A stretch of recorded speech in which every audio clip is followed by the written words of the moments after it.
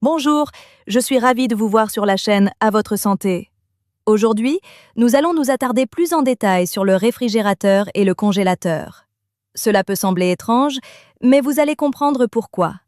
Le diabète, pour faire simple, c'est un trouble du métabolisme qui se traduit par un taux de sureau élevé dans le sang. La cause du diabète de type 2 peut être à la fois une perturbation du processus de production d'insuline et la capacité de l'organisme à l'utiliser. Le résultat, vous le savez, est une glycémie élevée. Mais aujourd'hui, nous n'allons pas analyser les aspects théoriques comme le stress ou d'autres causes de l'insulinorésistance. On va plutôt se concentrer sur ce qu'on a dans l'assiette. Les principales restrictions concernent les aliments riches en glucides et en amidon. Et c'est là que vous avez une carte supplémentaire à jouer pour contrôler votre glycémie, et qui plus est, totalement gratuit. Dans cette vidéo, vous apprendrez comment utiliser le congélateur et le réfrigérateur comme un outil pour réduire la vitesse d'augmentation de la glycémie après les repas. Il est important de comprendre que le refroidissement ou la congélation ne rend pas un produit à risque pour la santé bon à 100%. Nous le rendons simplement plus neutre du point de vue de la vitesse d'augmentation de la glycémie. C'est un point crucial quand on prend de l'âge. Avec les années, le pancréas ne travaille plus aussi activement. Les muscles consomment moins de glucose et chaque petit détail comme celui-ci devient un facteur décisif dans la compensation du diabète. Et c'est là que vos appareils électroménagers entrent en jeu. Un froid correctement utilisé permet de réduire la charge glycémique de certains plats sans en modifier le goût et sans technique culinaire complexe. Dans cette vidéo, nous allons analyser en détail quels aliments il faut congeler, comment le faire exactement, combien de temps les maintenir au froid et comment les manger ensuite. Nous verrons également des recettes simples de desserts glacés que l'on peut inclure dans l'alimentation en cas de diabète sans paniquer devant son lecteur de glycémie.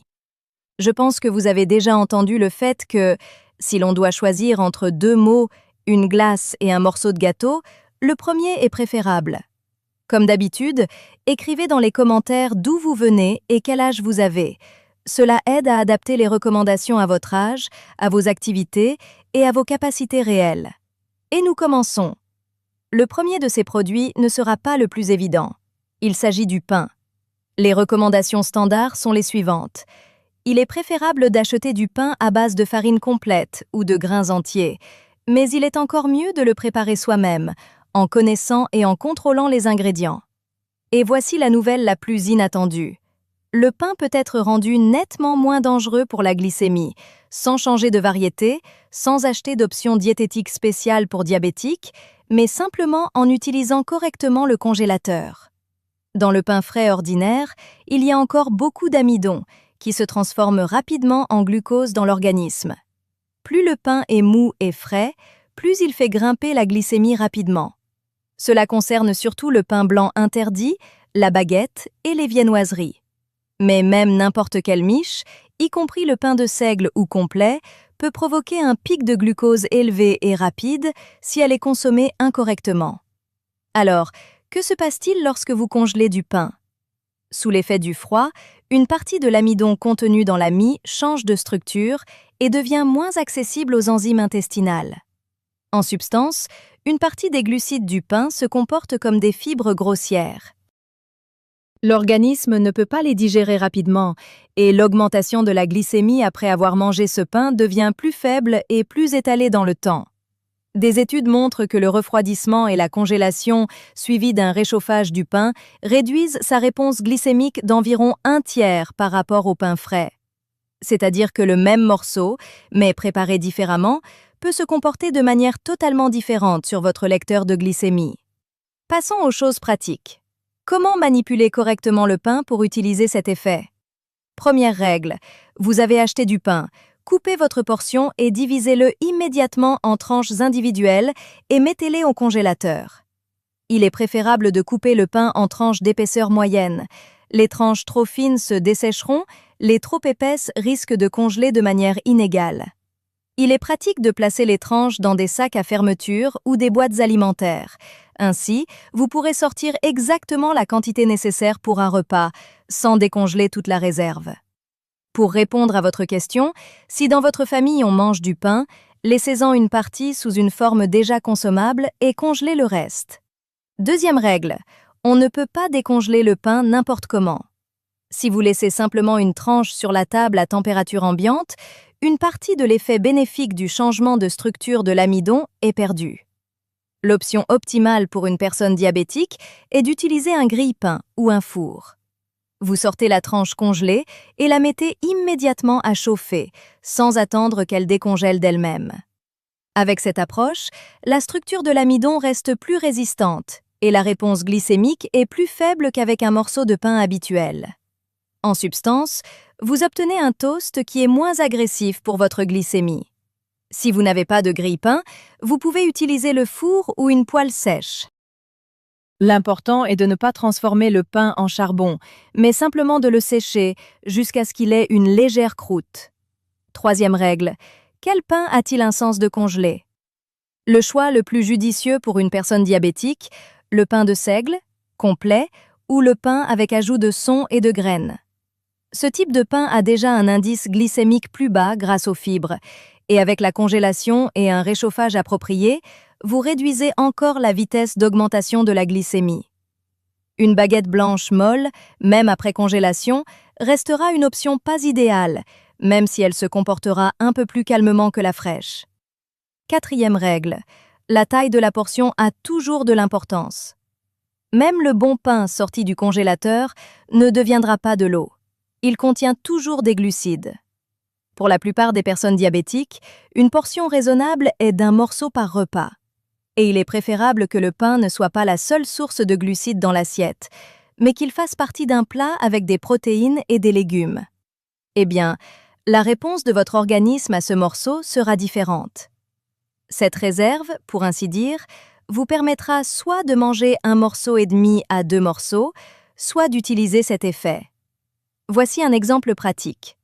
Le matin, vous sortez une tranche de pain de seigle du congélateur, vous la faites dorer au grille-pain et vous la tartinez d'une fine couche de fromage à tartiner. Vous ajoutez une tranche de concombre ou de tomate et une tasse de thé non sucré. Autre option. Utilisez le pain congelé comme base pour de petits sandwichs au poisson, à l'œuf ou au poulet bouilli. La combinaison de protéines, de lipides et d'amidon modifiés ralentira l'absorption du glucose. Ce qui est intéressant pour ceux qui aiment le pain de la veille. Le pain rassis en soi est déjà un peu moins actif sur l'augmentation de la glycémie que le pain fraîchement cuit, mais la congélation suivie d'un réchauffage donne un effet plus prononcé. Parlons maintenant des accompagnements. Le riz, les pommes de terre, les pâtes, c'est la base pour une personne diabétique, et de nombreux patients ne peuvent tout simplement pas y renoncer, comme l'exigent les médecins et les brochures. Et effectivement, du riz fraîchement cuit ou des pommes de terre chaudes provoquent une augmentation rapide et élevée du glucose. Mais ici aussi, le froid agit, et de manière encore plus prononcée qu'avec le pain. Lorsque vous cuisinez du riz, des pommes de terre ou des pâtes, l'amidon qu'ils contiennent se trouve dans un état dit gélatinisé. Cela signifie qu'il est gonflé, mou et facilement accessible aux enzymes digestives. L'organisme décompose rapidement cet amidon en glucose et la glycémie s'envole. Mais si vous refroidissez l'accompagnement cuit pendant 24 heures, un processus de rétrogradation de l'amidon se produit. Les molécules d'amidon se réorganisent, se compactent et deviennent résistantes à la digestion. Cet amidon est appelé résistant. Il n'augmente presque pas la glycémie et se comporte davantage comme des fibres. De plus, il devient de la nourriture pour les bonnes bactéries intestinales, ce qui améliore davantage le métabolisme et la sensibilité à l'insuline. Dans certains cas, la différence atteint 20 à 30% par rapport au riz frais chaud. Passons maintenant à la pratique. Comment préparer et utiliser correctement ces accompagnements pour obtenir un effet maximal du refroidissement? Première règle, préparez à l'avance. Faites cuire le riz, les pommes de terre ou les pâtes le soir ou le matin du jour précédent et consommez-les le lendemain après qu'ils aient passé la nuit au réfrigérateur. Deuxième règle, le refroidissement doit être long. Il ne suffit pas de laisser l'accompagnement refroidir 1 heure sur la table. Il faut le maintenir au réfrigérateur pendant au moins 12 heures et idéalement 24 heures. C'est pendant ce temps que se produit la restructuration complète de l'amidon. Plus l'accompagnement reste longtemps au froid, plus il se forme d'amidon résistant. Troisième règle, on peut réchauffer, mais ce n'est pas obligatoire. Beaucoup ont peur qu'en réchauffant, tout l'effet disparaisse, mais ce n'est pas le cas. L'amidon résistant reste résistant même après un réchauffage, bien qu'une petite partie puisse redevenir accessible à la digestion. Donc, si vous préférez manger un accompagnement chaud, réchauffez-le tranquillement au micro-ondes ou à la poêle. Mais si ça ne vous dérange pas de le manger froid, l'effet sera légèrement plus prononcé. Le goût, bien sûr, est une question de goût, mais beaucoup de gens aiment ce genre de salade encore plus que les accompagnements chauds. Quatrième règle, la portion autorisée devient plus grande. Environ 4 à 5 cuillères à soupe pendant le repas principal, accompagné de protéines et de légumes. Les lipides et les protéines ralentissent davantage l'absorption des glucides et vous obtenez un niveau de glucose stable sans pic soudain. Parlons maintenant de la sécurité du stockage. Le riz ou les pommes de terre refroidies peuvent se conserver au réfrigérateur pendant 3 jours maximum. Si vous ne pouvez pas les manger à temps, il est préférable de les congeler en portions, puis de les décongeler et de les réchauffer au besoin. Voici une recette de salade que mes patients aiment comme accompagnement. Salade de pommes de terre refroidies. Faites cuire des pommes de terre avec leur peau. Laissez-les refroidir, mettez-les au réfrigérateur pour la nuit. Le lendemain, coupez-les en dés. Ajoutez un œuf dur, des concombres, des herbes, un peu de crème allégée ou de yaourt, des épices selon votre goût. Cette salade se comportera beaucoup plus calmement qu'une purée de pommes de terre chaudes. Pour les pâtes, le principe est le même. Faites-les cuire al dente, c'est-à-dire légèrement fermes. Ensuite, refroidissez-les et conservez-les au réfrigérateur. Les pâtes de blé dur ont initialement un indice glycémique plus bas et après refroidissement, elles deviennent encore plus sûres. Vous pouvez préparer des salades froides avec des pâtes, des légumes, des morceaux de poulet ou des fruits de mer. Passons maintenant aux sucreries. Et ici, le congélateur révèle des propriétés tout à fait inattendues qui permettent d'inclure ces aliments dans l'alimentation de manière plus sûre. Commençons un peu de loin, par les baies. D'un côté, elles contiennent du fructose et du glucose, qui augmentent la glycémie. De l'autre côté, les baies sont riches en antioxydants, vitamines et fibres, qui sont très nécessaires à l'organisme, surtout en cas de diabète. Beaucoup de gens, surtout en hiver, pensent que les baies surgelées sont moins bonnes que les fraîches. En réalité, pour une personne diabétique, les baies surgelées sont souvent plus sûres et même plus bénéfiques que celles fraîchement cueillies. Lorsque la baie est congelée, les parois cellulaires à l'intérieur sont partiellement détruites par les cristaux de glace. Cela fait qu'après décongélation, le sucre de la baie est libéré plus lentement que celui d'une baie fraîche. De plus, la congélation libère des substances bénéfiques qui, dans la baie fraîche, sont cachées à l'intérieur des cellules. Je parle des polyphénols et des anthocyanes, de puissants antioxydants qui aident à réduire l'inflammation et améliorent la sensibilité des tissus à l'insuline. Cela concerne particulièrement les baies foncées, myrtilles, bleuets, mûres et cassis. Mais malheureusement, cette astuce ne fonctionnera pas avec le raisin interdit, les figues et autres. Même congelé, il reste trop sucré et trop rapide en termes d'augmentation du glucose. Une portion raisonnable de baies surgelées pour une personne diabétique est de 100, maximum 150 grammes par prise. Cela représente environ un petit bol ou un verre. Si vous mangez des baies séparément, il est préférable de le faire dans la première moitié de la journée, lorsque l'organisme consomme le glucose plus activement, et le soir, il faut réduire la portion de moitié ou même s'en abstenir. Il est préférable de combiner les baies avec des protéines ou des lipides, de les ajouter au fromage blanc égoutté, au yaourt nature sans sucre, au kéfir. Cette combinaison ralentira l'absorption des sucres et rendra l'augmentation du glucose progressive. Une autre bonne option est d'ajouter des baies surgelées à votre céréale du matin. Maintenant, un point important concernant la décongélation. Si vous décongelez complètement les baies à température ambiante, elles se transforment en purée et perdent une partie de leur structure. Pour une personne diabétique, il est préférable de manger les baies semi-congelées, comme une glace naturelle aux baies. Sortez-les du congélateur, Attendez 5 à 10 minutes qu'elles décongèlent légèrement à l'extérieur et vous pouvez les manger. Sous cette forme, elles restent plus longtemps dans l'estomac, sont digérées plus lentement et provoquent une augmentation plus progressive de la glycémie. De plus, le froid en lui-même ralentit un peu la digestion, ce qui est bénéfique pour la personne diabétique. Passons maintenant à un produit totalement inattendu, que l'on utilise habituellement seulement pour le jus ou dans le thé. Mais si on le congèle correctement et qu'on l'utilise entier, il devient un outil puissant pour contrôler la glycémie et se protéger des complications du diabète. Et je parle du citron. Tout le monde, sans exception, sait que le jus de citron aide à réduire la vitesse d'augmentation de la glycémie après les repas. Mais nous jetons la partie la plus précieuse, la peau. Et c'est justement la peau qui contient les substances dont une personne diabétique a le plus besoin. Dans la peau du citron, la pectine est concentrée. C'est un type particulier de fibre soluble qui agit comme un régulateur naturel de l'absorption du glucose. La pectine forme une masse gélatineuse dans l'intestin et ralentit la vitesse à laquelle le sucre des aliments passe dans le sang. De plus, le zeste contient une huile essentielle aux propriétés anti-inflammatoires et des flavonoïdes qui améliorent le fonctionnement des vaisseaux sanguins. Mais il y a un problème.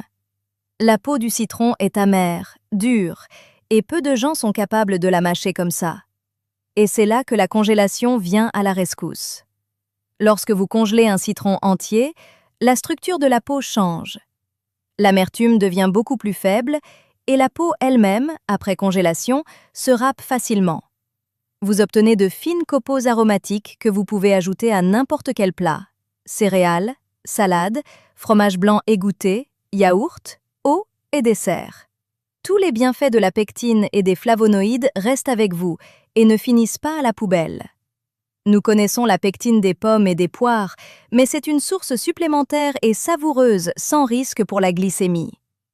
Des études montrent que la consommation régulière de pectine aide à réduire le taux d'hémoglobine glyquée chez les personnes atteintes de diabète de type 2.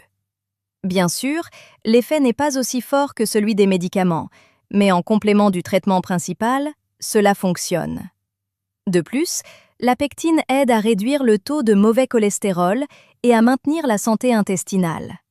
Et un intestin sain, c'est une glycémie plus stable, car c'est là que se produit l'absorption du glucose. Comment utiliser correctement le citron congelé? Prenez des citrons frais, lavez-les soigneusement avec une brosse sous l'eau chaude pour enlever la cire dont on les enduit souvent pour la conservation. Ensuite, essuyez-les et mettez-les entiers au congélateur. Après 12 à 24 heures, le citron est complètement congelé et prêt à être utilisé. Quand vous en avez besoin, sortez le citron congelé et râpez-le sur une râpe fine, directement avec la peau. Vous obtenez des copeaux aromatiques que vous ajoutez immédiatement aux aliments. Les copeaux de citron donnent une saveur fraîche et une légère acidité que beaucoup apprécient. Ce faisant, vous obtenez de la pectine, de la vitamine C, des flavonoïdes et des huiles essentielles. Un dosage raisonnable pour une personne diabétique est d'un quart ou d'un demi-citron moyen par jour. Il ne faut pas manger un citron entier en une fois, même congelé. Cela pourrait irriter l'estomac. Il est préférable de le répartir en 2 ou 3 prises. Le matin, vous en avez ajouté un peu dans votre céréale, à midi dans votre salade, le soir dans un verre d'eau. Ainsi, vous bénéficiez d'un soutien uniforme tout au long de la journée. Il est particulièrement utile d'ajouter du citron râpé à un plat contenant des glucides. Par exemple, si vous mangez des céréales ou du riz refroidi, le citron aidera à ralentir davantage l'absorption du sucre. Avertissement important. Si vous avez une gastrite hyperacide, un ulcère de l'estomac ou du duodénum, il vaut mieux éviter le citron ou l'utiliser avec une extrême prudence. Passons maintenant au dernier, le 5e produit. C'est un fruit sucré qui est généralement totalement interdit aux diabétiques en raison de sa teneur élevée en sucre et de son indice glycémique élevé. Mais si on le congèle correctement et qu'on le mange au bon stade de maturité, il se transforme en un dessert sûr. Vous apprendrez également comment transformer ce fruit en glace naturelle qui ne provoquera pas de pic soudain de glucose. Le dernier produit de notre liste est la banane. La banane fraîche et mûre n'est vraiment pas une alliée pour la personne diabétique. Une banane moyenne contient environ 25 grammes de glucides, dont la plupart sont des sucres simples. Pour une personne diabétique, c'est trop en une seule fois. Mais il y a un point intéressant ici, et ne vous précipitez pas pour éteindre la vidéo. Je ne vais pas vous conseiller d'acheter des bananes vertes sans goût.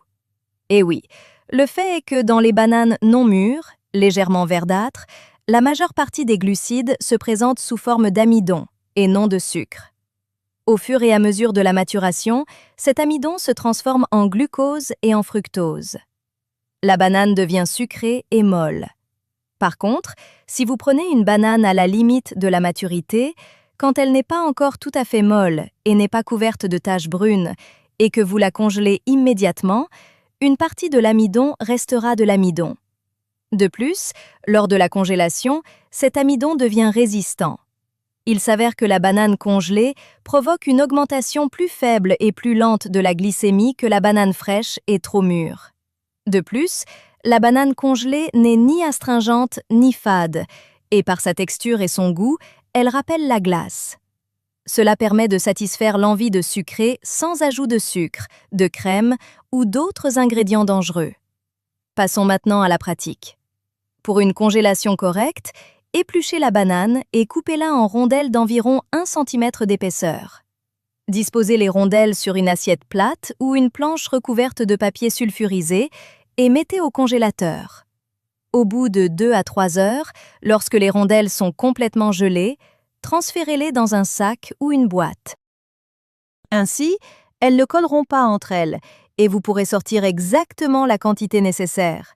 Et la règle principale, mangez les bananes congelées justement sous forme congelée, sans les décongeler. Si vous les laissez décongeler, elles se transformeront en purée et perdront leur structure. Et pour rendre le produit encore plus bénéfique, il est préférable de manger la banane congelée non pas séparément, mais en combinaison avec des protéines ou des lipides. Par exemple, vous pouvez mixer les rondelles congelées au blender avec du yaourt nature sans sucre. On obtient une sorte de glace à la banane. Épaisse et sucrée, mais avec des protéines qui ralentiront l'absorption des glucides. Vous pouvez ajouter une cuillère à café de cannelle. Autre option, ajoutez une poignée d'oléagineux aux bananes congelées. Noix, amandes, noisettes. Les lipides des noix ralentiront la digestion et l'augmentation de la glycémie sera plus progressive. Une autre recette intéressante, des morceaux de banane au chocolat noir. Prenez du chocolat avec une teneur en cacao d'au moins 70%. Faites-le fondre au bain-marie. Trempez les rondelles de banane congelées dans le chocolat et remettez-les au congélateur pour 20 minutes. On obtient un dessert qu'on peut se permettre sans trop de mal pour sa glycémie. Il est important de noter que la banane congelée contient toujours des glucides, et il faut en tenir compte dans le calcul de la dose. La moitié d'une banane moyenne représente environ 10 à 12 grammes de glucides. On peut essayer la banane congelée comme dessert 1 à 2 fois par semaine. N'en faites pas une habitude quotidienne. C'est quand même un fruit sucré. Il est préférable de manger la banane congelée dans la première moitié de la journée, lorsque l'organisme consomme le glucose plus activement. Et maintenant, je vais partager des recettes de desserts éprouvés qui nécessitent un refroidissement ou une congélation. La première recette, ce sont des bonbons. Il faudra 200 g de lentilles ou de pois chiches, 150 g de figues sèches ou de tout autre fruit sec, 4 à 5 cuillères à soupe d'eau, 1 à 2 cuillères à soupe de cacao en poudre et 100 g de noix. Pour ceux qui veulent vraiment, on peut préparer non pas avec de l'eau, mais avec du cognac. Pour la préparation, faites tremper les légumineuses et les fruits secs pendant une nuit. Si vous le souhaitez, vous pouvez faire tremper les fruits secs dans l'alcool. Ne buvez pas l'alcool après. Le matin, rincez les pois chiches, couvrez d'eau claire et mettez sur le feu. Faites cuire jusqu'à ce qu'ils soient tendres à feu moyen. Ensuite, égouttez l'eau et séchez bien les pois chiches. Mettez-les dans le bol du blender ou passez-les au hachoir à viande et mixez. Épongez les fruits secs avec une serviette et mixez-les aussi. Si vous avez des noix, mixez-les avec les fruits secs. À ce stade, vous pouvez ajouter un édulcorant selon votre goût. Maintenant, mélangez le tout et formez des bonbons de n'importe quelle forme. Roulez-les dans la poudre de cacao et mettez-les au congélateur. Ces bonbons peuvent être mangés comme de la glace ou on peut les manger refroidis. La deuxième recette est une glace au baies sans sucre. C'est l'option la plus simple et la plus rapide qui remplacera votre glace du commerce. Prenez 200 g de baies surgelées. Myrtilles, framboises, fraises, vous pouvez prendre à mélange. Ajoutez 150 g de yaourt grec nature sans sucre. Il est plus épais et plus gras que le yaourt ordinaire. Si vous voulez du sucré, ajoutez 2 à 3 gouttes de stevia liquide ou une demi-cuillère à café d'érythritol. Mettez le tout dans un blender et mixez jusqu'à obtenir une masse homogène. On obtient une masse crémeuse épaisse, semblable à de la vraie glace. On peut la manger tout de suite ou on peut la répartir dans des moules et la congeler encore 1 heure. On obtient alors une glace dense sur bâtonnet. La portion pour une personne diabétique est d'environ 100 à 150 g. La troisième recette est un smoothie bowl aux baies surgelées et au citron. Ce n'est pas juste une boisson, mais un petit déjeuner ou une collation complète qui rassasie pour plusieurs heures. Prenez 100 g de myrtilles surgelées ou d'un mélange de baies. Ajoutez 150 g de yaourt nature ou de kéfir, une cuillère à soupe de graines de chia ou de lin. Râpez finement un quart de citron congelé directement avec la peau. Mettez le tout dans un blender et mixez jusqu'à obtenir une masse épaisse et homogène. Versez dans un bol et parsemez encore de quelques baies fraîches, d'une pincée de citron râpé et d'une cuillère à café de noix hachées. On obtient un bowl joli et savoureux qu'on mange à la cuillère. Les graines de chia apportent des fibres supplémentaires et des acides gras oméga 3, bons pour le cœur et les vaisseaux sanguins. Le citron ajoute de la pectine et de la fraîcheur. Le yaourt apporte des protéines. Résumons. Maintenant que nous avons découvert les aliments et les desserts, il est important de comprendre que tout cela ne fonctionne qu'en complément du traitement principal. La congélation ne remplace ni les comprimés, ni l'insuline, ni la nécessité de bouger et de surveiller son poids. Mais elle vous donne un outil supplémentaire pour contrôler votre glycémie, et qui plus est, totalement gratuit. Sur cette chaîne, je parle du rôle de la consommation consciente, et c'est justement la compréhension de comment utiliser correctement les produits habituels. Pour une personne âgée, c'est particulièrement précieux, car cela ne demande pas de gros efforts ni de manipulations complexes. Essayez pendant 1 semaine et observez comment votre glycémie se comporte après ces manipulations. Il n'est jamais trop tard pour abandonner ou changer ses habitudes.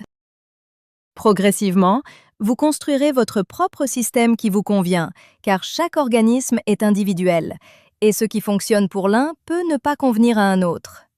J'espère que cette vidéo vous a été utile. Continuez à partager vos expériences dans les commentaires. Écrivez ce qui a fonctionné, ce qui a moins bien fonctionné, quelles recettes vous ont plu. Cela aidera d'autres personnes à apprendre de votre expérience et à trouver leurs propres solutions. Prenez soin de vous.